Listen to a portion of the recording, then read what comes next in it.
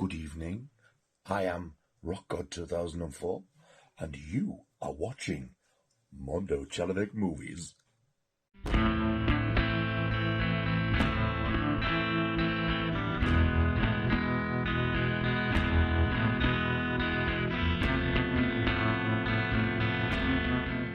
Hello and welcome along to Mondo Chalanek Movies. My name is John, and this video is going to be what I've watched in the month of July 2022.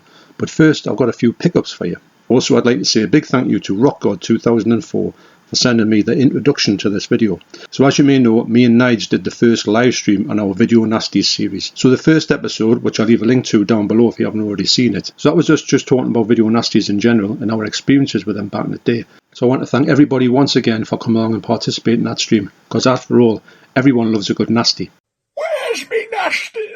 So the other day I got a couple of pickups. First, from CEX for £6 I got The Changeling. Now this movie is a movie that I haven't watched, and I don't think I've ever watched. And a lot of people, and I mean a lot of people, everyone who's seen this movie rave about this movie. They say it's one of the best sort of ghost movies ever.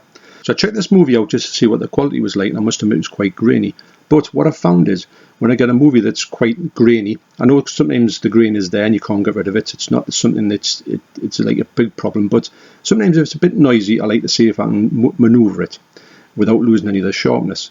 And sometimes when I put it onto the setting of IMAX Enhanced, for some reason on my TV, it kind of gets rid of the grain. It makes it a bit less apparent. It's quite a strange one. I haven't got any idea why that happens, but I know that I always go for that setting when I watch movies like this. When I watched it, honestly, the little clips I saw of it looked absolutely brilliant, and the grain was reduced to a point where it wasn't like kind of noisy grain. I'm going to say it when you can really see it and it gets on your nerves. This movie is it's a 4K scan, and I can't wait to see it. So it was great to see. I knew I was after it for a long time. Happy to pick that up for £6. That's The Changeling. So next I picked up a children's movie. At least I assume it's a children's movie with a title. It's Pink Flamingos. Yeah. There's nothing PG about this movie. So what I'll do is, when I've watched this movie, I will do a review on it, and I will also talk about the other ones I've got from John Waters. A lot of them are in the Criterion collection. I think Criterion sometimes gets a bad reputation for movies that aren't accessible. I know this one's not exactly the most accessible movie because of the content in it. I'm looking forward to revisiting this movie because I haven't seen it for a while. I do know that it's one of my favourite John Waters movies, and the Criterion version here is a great little version. You do get this sort of newspaper in there, which is crazy. So what I've also noticed here on the extras is Divine Trash, a feature-length documentary by Steve Yeager about Waters and the making of Pink Flamingos. Now, I remember I was searching it out on DVD, couldn't find it anywhere, and I just gave up. So I really was glad to get this one on here as an extra feature. Now, you'll see there, it'll tell you, it'll put the thing up there, if I can get it in focus, yes. It'll tell you about what's on this. This movie isn't for everybody, I've got to say. Now, I checked a few scenes out just to see what it's like. Now, it does say it's a 4K digital restoration. Now, you've got to take, I'm not saying they didn't do a 4K digital restoration, and this movie will look the best it's ever going to look. But just bear in mind, this movie was really cheaply shot on 16mm for probably pennies, so it's never going to look pristine, because it can't. It can just look the best it is because of the source material. So bear that in mind if you want to see something that's like spectacular 4K. It's not here. It does have a tagline that this movie is an exercise in poor taste. Now, I'd imagine that Andy from Forgotten World of Movies, I'll leave a link down to his channel down below, he will agree with that. I remember talking to Andy on a live stream, and he said that when he watched this, he couldn't eat food for a good couple of days afterwards. Now, I can understand why. I personally think this movie is a masterpiece, but I can understand how someone could say it's the most awfulest work of trash ever made. Now, if you said to John Waters, if you went up with this and maybe got it signed off him, but you said to him, I hate this movie and I think it's utter trash, I think you would get a kick out of it, actually, because I think that's something that makes him tick. He's got this exercise in trying to offend people, and this movie will probably offend more people than it wouldn't. And I do think that's why I do like John Waters. He doesn't make that many films, and he hasn't made a movie since 2010, I believe.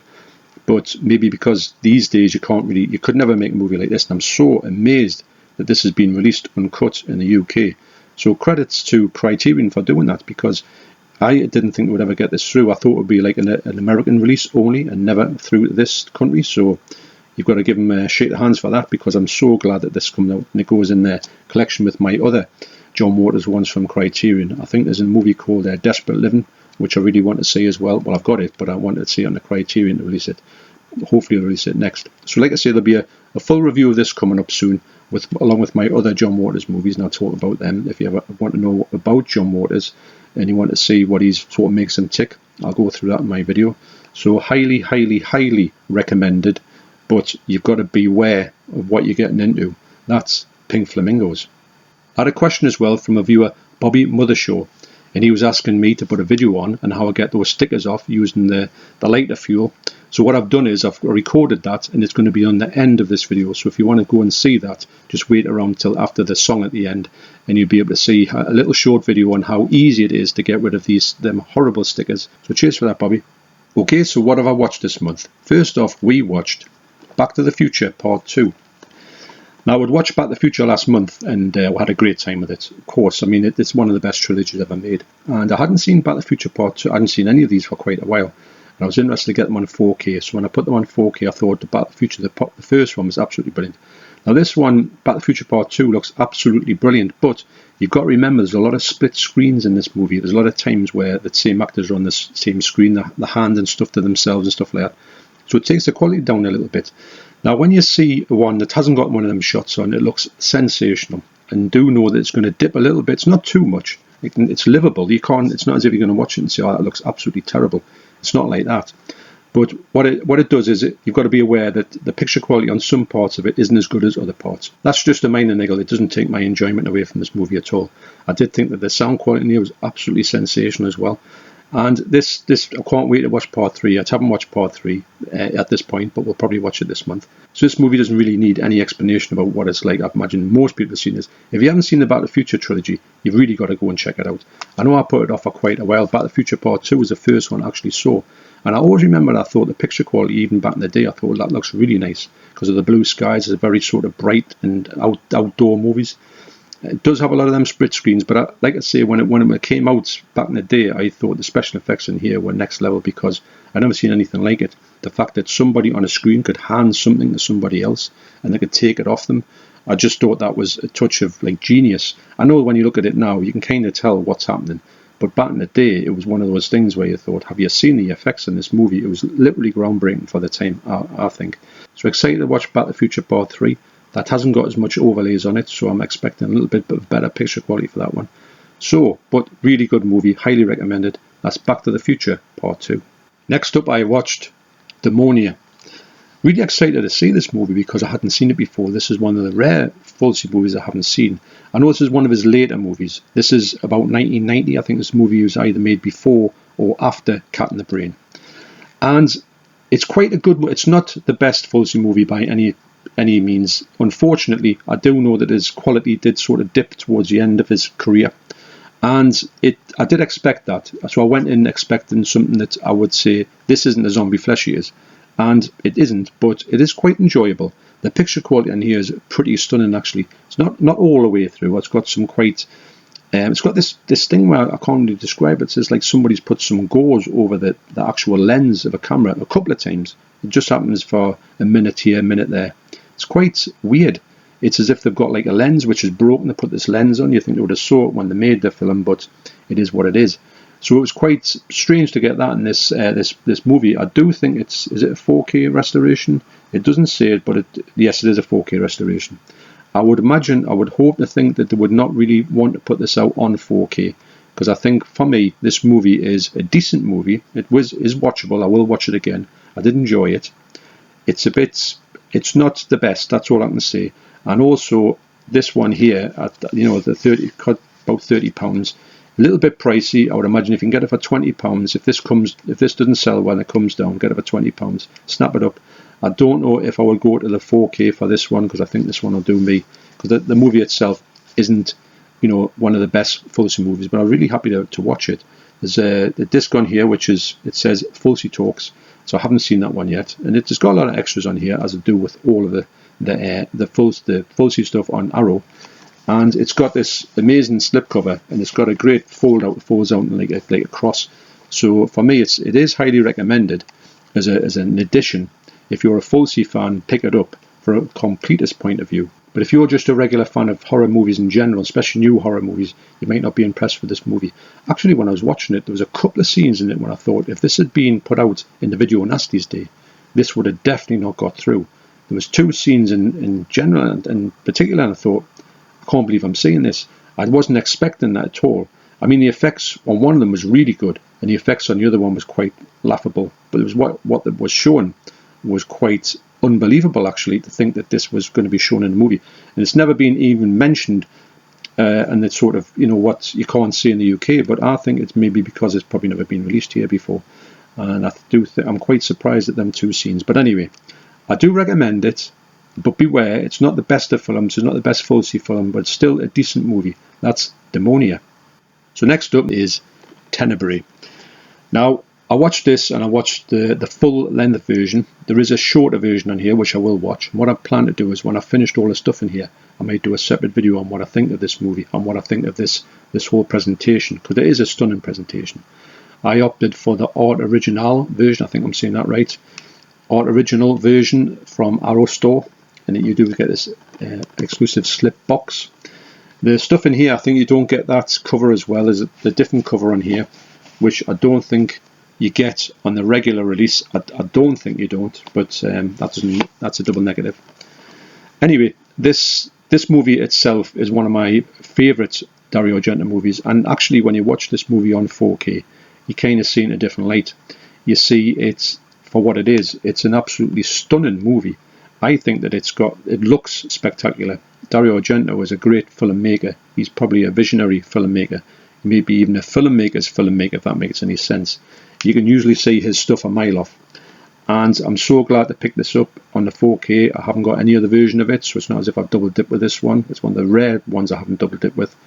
And I do think that this movie itself is one of his later, it's sort of last great giallos, maybe opera as well, and then he sort of tailed off. He did make giallos after that, but it just didn't have the same punch or same impact as they used to do in this like golden age for Dario Argento from around about 1970 to about 1982, 83, 84.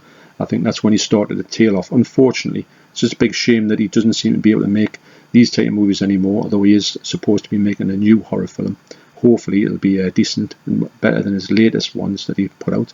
So it really highly recommended, and the 4K on here is absolutely sensational for me. It's just like a revelation. It's leaps and bounds above the Blu-ray. So highly recommended again. That's Tenebree. Next up we watched Ambulance. Now this movie is literally a throwback to a 1990s action film.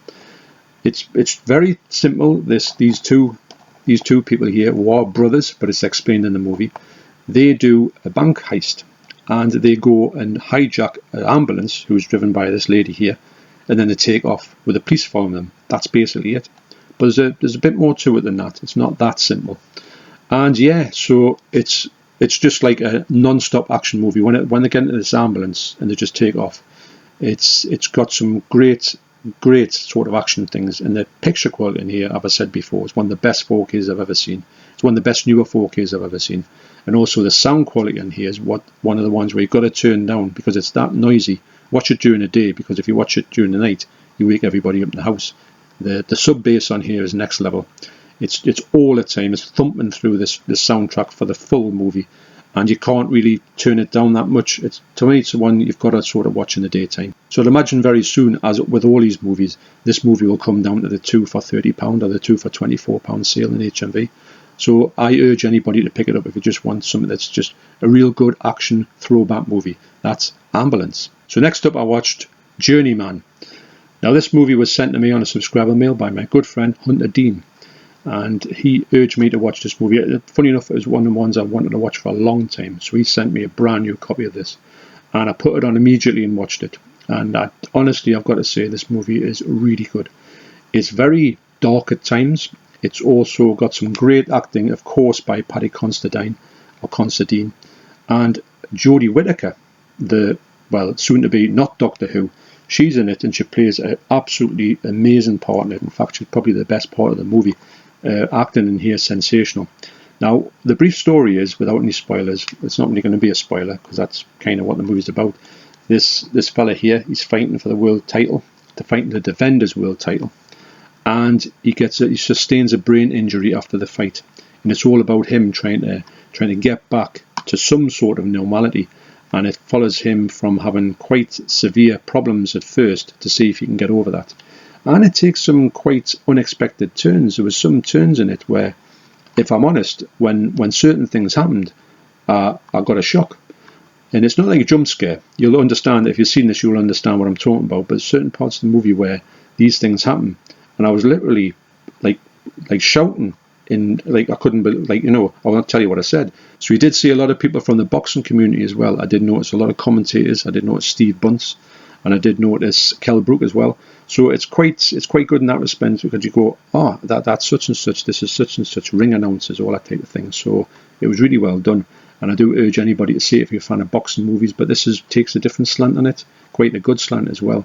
One that I would imagine is quite close to a lot of boxers' hearts, because there's a big risk of this type of thing happening in every single fight that people can go into. So thanks once again to Hunter Dean for sending me that. That's Journeyman. So next up I watched The Curious Dr. Hump. Now, this is quite a strange movie. I can't pull the slipcover up more than that. It's quite explicit. It's from 1969, I believe, and it's got a really good picture quality on it. It's black and white. So Dr. Hump has a fleet of these monsters to go around to kidnap couples, and when the couples are, you know, otherwise engaged, he will get this elixir of youth off them. I don't know how he does that, but he does, and well, you can imagine. And what he does is he stops the aging process in himself, and it's a laughable affair, I've got to say, but I thought it was absolutely brilliant. It's a really, like I say, it's one of these ones that's like such a good picture quality, and I thought, wow, this is one of the best ones I've seen from Agfa, because usually they are quite low budget, but it is what it is. I don't mind it like that. I only really want to have fun with them, and I had fun with all of these Agfa releases, which are up there, and I'm going through them at this minute, and I'm watching other ones as well and having a great time with them. So if you're into this sort of stuff, and you're into this like kind of really like how to put it, it's like very low budget horror kind of, with a bit of sleaze thrown into it and exploitation, and this movie is quite a good watch. I will watch it again. There's two versions of it in here. There's the one with the kind of adult stuff in it, and it's more adult than I thought it would be, and then there's one with just, it's like the regular horror movie. It's about 15 minutes shorter. So yeah, quite well. I always think these movies are really good. And this is another one that I think is well worth a rewatch. That's The Curious Dr. Hump. Next up, I watched on the same range, Treasure of the Ninja. Now, this is my recommendation of the month, believe it or not. This movie is sensational. I had such a blast with this movie, it's unreal. I can't wait to watch it again. I've watched all the extra films on here, and they're all equally as really good, but they're ultra bad. Now, you might think, well, why would you like it? Because it's basically, it's shot on a camcorder, for want of a better word, or a Super 8 movie, with no dialogue. So they've had to go and put the dialogue in afterwards, which makes it even better. The scenes in here, the language that they're using is just laughable. I'm not saying bad language, it's just the sort of the things they come out with is just crazy. I think that this movie is one of the best things you will ever see. It's one of the. I'm so glad to pick this up. Funny enough, when I picked it up, I thought, nah, it'll not be that good. When I put it on and just stick with it, it just gets better and better and better. Be aware that it's just them. It's the overdubbing is pretty bad. The other movie on here is Dragon vs. Ninja from 1984. This movie's from 1987, and wow, this it just says here. Notice Treasure of the Ninja was shot on Super 8 and edited on tape. Please approach the technical quality of the transfer with empathy. Yes, you do need to cut it some slack. This film, you'll see nothing like it. So the main star here, William Lee, he stars in it, he directs it, he produces it, he does everything on it. And I've got to say, even though it is really bad, I've got to take my hat off to him. He's done quite a good job in it, considering it must have been made for nothing. And he's done all the work himself. And he's not a bad martial artist. You can tell. He watched Bruce Lee movies when he was young, and all the Bruce Lee war cries are in here, and then Dragon vs. Ninja. he actually copies, all the soundtrack is copied off Way of the Dragon. So that might have been a bit of a copyright strike for him if it ever got released properly, which I don't think it did. This is just a joy to own. It's one of those movies where I can't get enough of how bad it was. The fact it's just this crazy story of when they have to go and get the treasure from the ninja, and the ninja just pop up in the most ridiculous places, and there's ninja zombies as well, which the only way to tell them is because the fact you can't kill them. It's just bizarre. It's got a lot of stuff in here, and it's got a lot of, every actor in here is bad. I do think that William Lee is quite a good actor. He's quite a good actor. He's got a good vision, put it that way.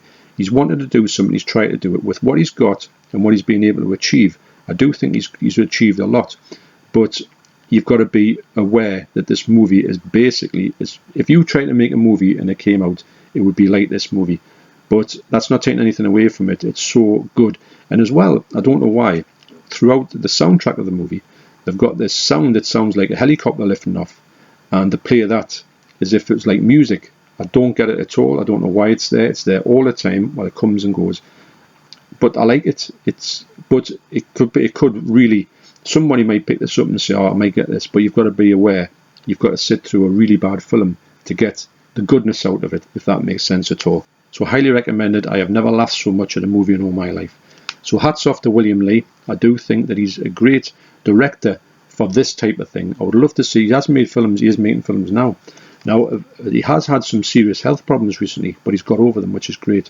And I think that took him out of action for quite a while. But I would like to see, he has made some newer films. I would love to see him in some other movies, because I do think he was quite a good presence, and you could tell he was the best out of this movie. But he's done a sensational job on making this movie to start off with. And I can't explain it any more than that. Just you really need to see this for yourself to see what I'm talking about. So unbelievably, that's my pick of the month. That's Treasure of the Ninja. Next up, I watched Samsara. Now, as I said before in a previous video, this is the best looking Blu-ray I've ever seen, and I'll stick by that. The things in here are just incredible. I've never seen anything with so much detail and so much colour in a Blu-ray before. It does tell you on here, it does have some descriptions on how they did the movie, what they did was they shot it in 70mm, they blew it up to 8K to do the transfer, and then they took the 8K transfer down to 2K for this. Now I don't know why they would do this. Now I think what I've heard is that the 8K transfers were kind of lost or gone. It only remains on 2K, which is a big shame. If this could be, well obviously we haven't got 8K, but if this could be turned into 4K, this would look, not upscale from 2K, which still would look nice. But if they could get a downscale from an 8K to 4K, wow, could you even imagine that? Because to be honest, when I'm looking at this, I was in awe of what I was seeing, more than what was in the movie. But it was good because you never knew what was coming next. It does take a sort of view of life. It takes you from, like, you know, infancy to death and back again. So it's quite good in that. But beware, there is a few scenes in here which aren't that nice to look at. And in fact, I was quite surprised at how graphic some of the scenes were in here. There was a few things in here, and I thought, I don't really know that. There's no way this should be a 12 for me. It's just such a bizarre. But the filmmaker did say, I put these things in just to show like every sort of step of life, which I can understand. But if you're in for a visual treat, you will not see a movie like this. This does follow in the same fashion as like Koyaanisqatsi, and also there's Baraka as well, which is its other film that he made. And this apparently took 5 years to make it. You could see where you think, well, what I like about this is you're seeing parts of the world that you will never ever know exist. You see them in a certain fashion that you think that looks spectacular, and from a certain viewpoint.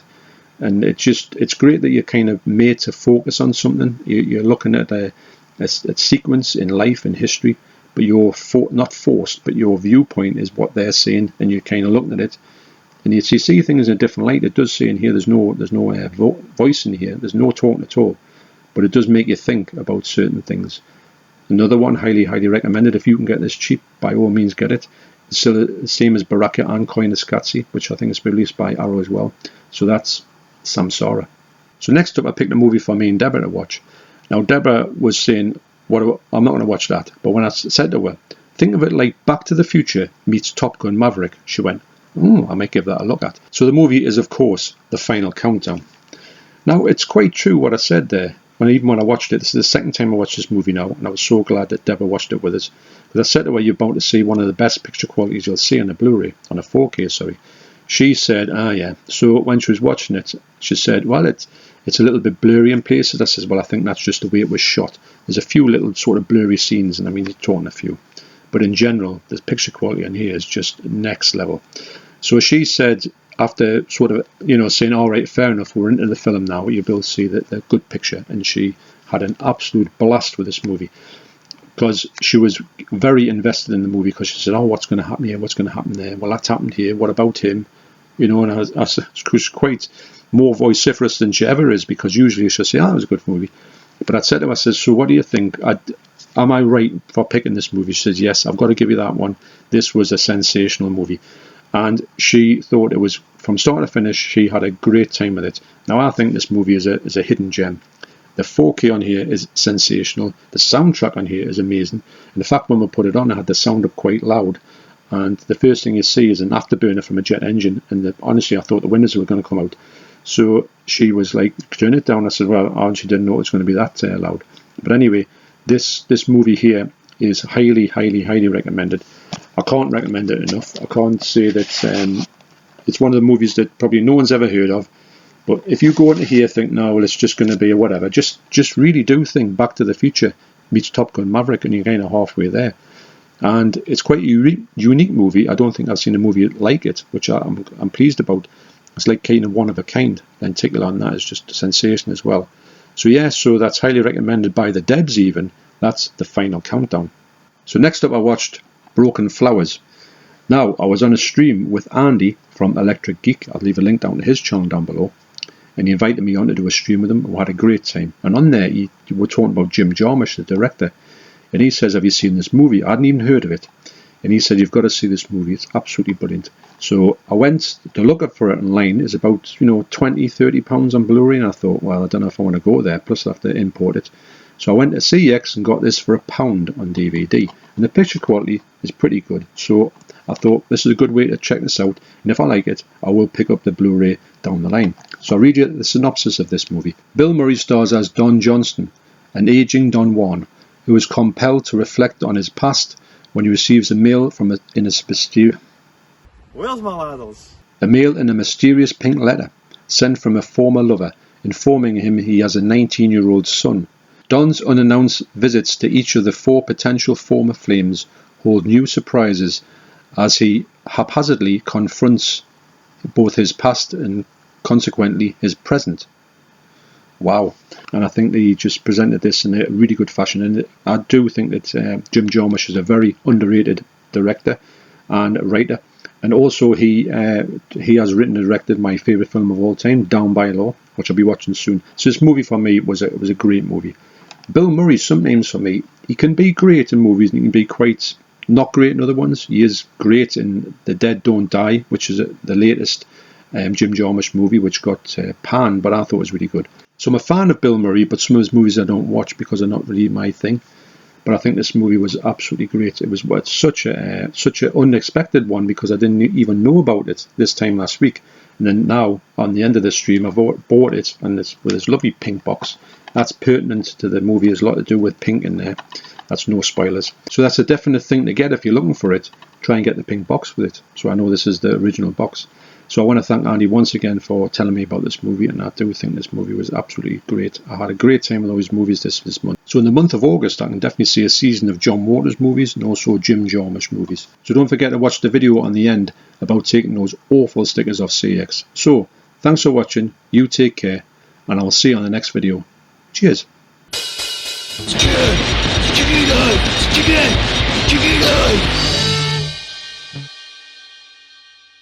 So this is a request from Bobby Mothershaw.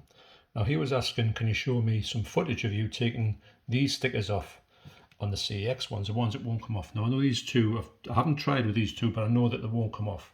I think this one here is what they do with most stickers. They'll rip it off, rip this one off, and then they leave the one underneath. So I think there's bits to get off from that one. So yes, I'm going to put the lighter fuel on here. As you can see, there's the lighter fuel from Poundland, £1 obviously. Strange that, isn't it? And I'll just show you that what I'm doing here is I'm putting about 3 drops. I'm going to try and do this through the viewfinder, not make a mess of it. So I've put 3 drops on there. What I'm going to try and do, I don't know if you can see this, I'm just going to move it around and that'll cover up all of the sticker. What I want to do is I want to get this sticker totally covered up with this lighter fuel, and that will set the work. Now what I do with that is, now you can see it's all covered with lighter fuel. I don't try and get anything on the box or a slip cover. I'll leave that to one side, and I'll leave that for about 5 minutes. So I've never done one of these before, but I imagine this is the same principle. Like I say again, just it sounds wrong when you say I'm going to put lighter fuel onto something. You think, oh, this is going to be a nightmare. But I can guarantee you. Now, I was saying in the comments with Bobby, I'm not too sure about soft touch slips. I can't say yes to that. I've never done it in a soft touch. I would hate to think you would put it on and actually destroy it. But I've got a feeling it might work, but you've got to really not get any of that onto the actual soft touch cover, I think. So I can't verify that one, and I don't know if I'll even try that one. In fact, what I do these days is probably I would check it in the shop. If it came off the soft touch cover, then what I would do is I would buy that one. But if it didn't come off, I'd just leave it. It's just too much heartache to get all this thing for yourself with a collector, and it comes out and it's just absolute garbage when you've tried to mutilate your item by taking this thing off. So this tin for £1, this will probably last for years and years and years. I know that CEX don't have these horrible stickers on anymore, but I bet there's quite a few lurking around in the shops. So this is why I think it's important to have this. I'm not going to get rid of this thinking that CEX, all the ones will come off. I'll keep this for the time when these ones won't come off. So I'll show you in about 2 seconds what it looks like when I peel them off. So it's been 5 minutes. I'll go with this one first. Now this one, honestly, I knew this was never going to come off. But after you wait for this 5 minutes, look at that. That's it there. Off, no problem. And you get your wet wipe out, and just clean that off. I'm doing this with one hand. It's not really ideal. I'll do it with 2 hands. So you clean that off, and you dry it off, and you've just got a nice looking box with no, I mean, you know, that's literally nothing. This one here is going to be one that I think might be a little bit more difficult, but I'll see how I'll go with it. It's been, like I say, it's been 5 minutes, and this one just didn't want to come off at all. I knew I was going to have a nightmare with this one. So I can feel, you can literally feel it there. Look, I mean, look at this. This shows you, Bobby, that I can literally pull it up. Look at that. It just lifts off. There you go, that goes down there and that gets cleaned off there. There you go. Look at that. That one came off really well. I was expecting it to have loads of stuff underneath it, like stuck on, but it wasn't. So hopefully that'll tell you how easy it is and you don't end up ruining the cover. The glossy slip covers and normal slip covers, don't think you've got a problem with it. The soft touch ones, what I would suggest is in the shop, if it doesn't come off the soft touch one, then just leave it, because it's not worth the heartbreak of when you get it home and mutilating that soft touch. I don't think you could ever not mutilate a soft touch one. I could be wrong on that one, but I hope that helps, Bobby, and thanks for your question. Cheers, mate.